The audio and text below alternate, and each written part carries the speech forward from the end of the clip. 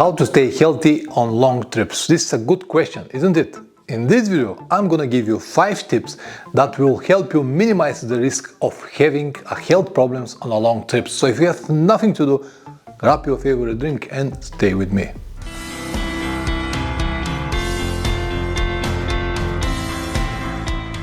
I am back after a week's recovery period after my appendix was removed. And this period somehow pushed me to make this video for you guys. It also confirmed to me that our health is a combination of genetics, quality food, and a portion of good luck. In the end, everything is in God's hands, or as they say in the trenches or in the hospitals, everyone believes in God. Does that mean that there is nothing we can do about it? Well, I don't think that your attempts to help will stay invisible for God. No, it's exactly the opposite. You will simplify His work. And now, before I start with the tips, I would like to tell you that if you have any serious health problems, don't go on the trip before you fix them. Because once you start, you're not gonna have the same access to medical care like the one you have at home. Very important. Problems, fix them first and then you can go. Number 1, prepare your body in advance. As you know, preparation is the key to success. The more you practice before the trip, the easier it's going to be during the trip. 500 kilometers per day might be a lot, also might be absolutely normal, and it all depends on your endurance level. For a person who is not prepared, 500 kilometers per day for a week, 500 kilometers every day for a week, that is mean 3,500 kilometers, might be a serious imbalance in the body, and this might lead to some medical problems or health problems. For another, who is very well prepared to this, will be just a warm-up. Spend whatever time is necessary to prepare yourself, but make sure that you're ready for what is ahead. The easiest and the safest way to do it is by making day trips with the same mileage. So today 500 kilometers to the nearest town, tomorrow 500 kilometers to that direction, or the day after tomorrow another 500 kilometers, just to know what to expect, to prepare your body, your brain for all of these activities. And after 2-3 weeks,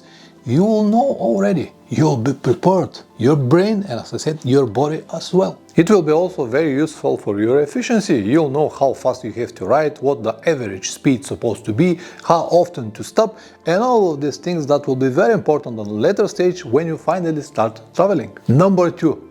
Food choice is important, not only for your budget, but also for your health. Please never forget that, because, for example, 2 croissants and coffee might sound like a perfect breakfast, but they are nothing more than tons of sugar in your veins. You need materials that will help you to recover from long riding days. And sugar is not exactly what you need. Everyone, including my family and friends, laughs on me because I eat 5 eggs every single morning. So they ask me, are you not bored with all of these eggs all the time? But the reality is that the eggs are one of the best sources of protein that is directly responsible to recover the body. They are like concrete, bricks and iron for a construction site. Because I eat them all the time, one of my Russian friends gave me a present, a fridge magnet with pan and eggs. Thank you very much, Pavel. I still eat eggs every day and I enjoy it, and thanks to this I remember you as well.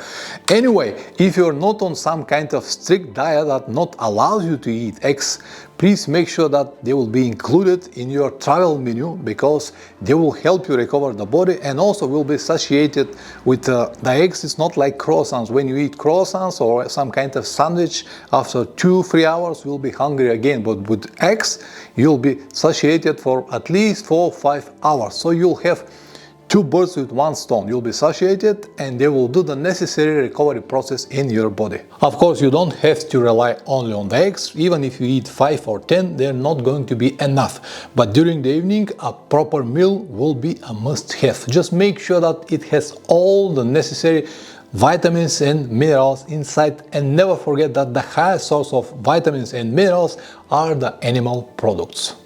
And also, they are bioavailable, because in a lot of plant products you can find proteins and all of that stuff that it's supposed to go to your body, but most of these things are not bioavailable or very little absorbable from your body. As I said already, treat your body as a construction site. Load all the necessary materials even if you don't need them at the moment. And it's supposed to be like that not only when you travel, but also at home. Even better, because at home you're gonna have access to quality food and you have all the time and peace to prepare your food and eat well. Because from all of this, everything that you're gonna load in your body will depend your health. Number 3, get enough sleep. Early bed will ensure early start, and this will guarantee early stop, and this itself will help you to have more than enough time to recover after a long riding day. This will also improve your efficiency during the riding day and will help you see more for the same or even less time. Number 4, split the kilometers properly. Instead of riding 800 kilometers today and only 200 kilometers tomorrow, better is to split it on 2 days, 500 kilometers each. 500 kilometers might sound like a lot, but if you start early, what we discussed already, early start, you'll be able to make it until the early afternoon, and they will have plenty of time to recover and be ready for the next day. And all of this will preserve, of course, your health. Number 5. Include some basic exercises. Pull-ups, push-ups, planks or cobra position from yoga will help you to release the pressure between the spinal discs. And this will be very beneficial, especially after a long riding day, when you sit in this position for many hours. Also, some stretchings on the ground, twisting your body left and right, will help you improve the condition of the whole core. And this is very important because it protects all of the internal organs. And in general, all of this here, this part of the body is responsible for your health. I don't mean to have 6 packs, but you should have at least a basic strength here in the core, and this will help you to improve your health, not only on the trips, but also in your general life. Stand on the pegs every time when you have this chance. For example, when you're riding slowly in the villages or speed bumps or something like that, because our bodies are not designed to sit all day long, and somehow we have to compensate for all of this. Also, walk every time when you have this chance. Later in the evening, when you finish the riding day, instead of going straight on into the restaurant or sit or lie on the bed, just make a walk, a couple of minutes or half an hour, just to stretch your body and move your blood to circulate everywhere. And one bonus tip: make sure that you have a hydration pack with you all the time. This will help you drink water even while you ride. In the hot days you can add some electrolytes in, and this will help you to keep the balance in your body. In your first aid kit, bring the necessary pills that your medical condition requires, but never worry so much about it, because in the end it all comes down to a simple look. For example, if I have had this appendix problem in Bolivian mountains on 5,000 meters above the sea level, with no one's around on 500 kilometers, the nearest village was around 500 kilometers, and I didn't know even do they have a hospital there. So the end result will be completely different. That's why I said, in the end, everything is just a pure luck. In general, during the trips, you have such a strong motivation and the body somehow understands all of this, and it's more likely that you won't have any serious medical problems, but it is not going to hurt if you are prepared. Ciao!